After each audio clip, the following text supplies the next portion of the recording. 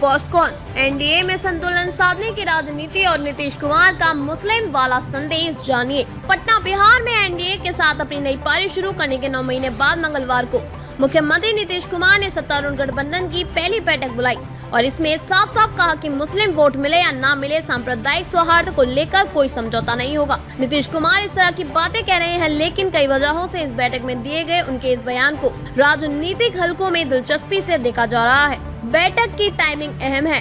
प्रदेश में एनडीए की यह बैठक और उसमें मुख्यमंत्री की यह घोषणा ऐसे समय आई है जब 2 राज्यों के विधानसभा चुनाव और बिहार में 4 सीटों पर चुनाव को लेकर राजनीतिक गहमा-गहमी तेज है। इसके अलावा अगले साल के बिहार विधानसभा के चुनाव भी होने हैं। प्रशांत किशोर की जनसुराज पार्टी के रूप में एक नई राजनीति शक्ति का उदय हो रहा है, जो राज्य में चुनावी दंगल को किस रूप में और कितना प्रभावित करेगी, इसका अभी आकलन ही हो रहा है। चुनावी नैरेटिव कैसा हो, केंद्रीय मंत्री और बीजेपी नेता गिरिराज सिंह की बढ़ी हुई सक्रियता खास तौर पर ध्यान खींच रही है। हाल ही में निकाली गई उनकी हिंदू स्वाभिमान यात्रा भी खासी चर्चित रही। यह यात्रा किशनगंज, कटिहार, अररिया जैसे क्षेत्रों से गुजरी, जो सांप्रदायिक तनाव के लिहाज से खासे संवेदनशील माने जा रहे हैं। इसे जहां कुछ लोग गिरिराज सिंह की पार्टी के अंदर अपना कद बढ़ाने की निजी कवायद बता रहे हैं, वहीं कुछ अन्य लोग इसे राज्य में चुनावी विमर्श को हिंदुत्व केंद्र बनाने के बीजेपी के एजेंडे से जोड़कर देख रहे हैं। गठबंधन की कमान किसके हाथ?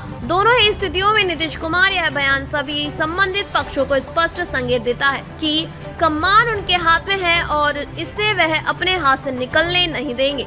इस संदर्भ में बैठक के बाद बीजेपी अध्यक्ष का यह बयान अहम है कि इस बात को लेकर कहीं कोई शक नहीं है कि अगला विधानसभा चुनाव हम नीतीश कुमार की ही अगुवाई में लड़ने वाले हैं। जाहिर है बीजेपी के अपने मुख्यमंत्री की मांग दबे छुपे ढंग से पार्टी के अंदर कहीं उठ भी रही थी, तो उसकी गुंजाइश कम से कम फिलहाल समाप्त हो गई है।